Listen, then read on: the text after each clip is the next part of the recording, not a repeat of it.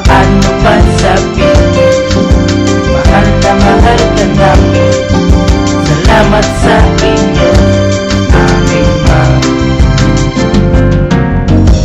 Gusto ko po pala pasalamatan ang mga naging guro ko mula elementary pa lang ako, isa nag-high school na ako. Salamat sa pagtuturo nyo ng naging dahilan kung bakit ako nandito sa kinalalagyan ko.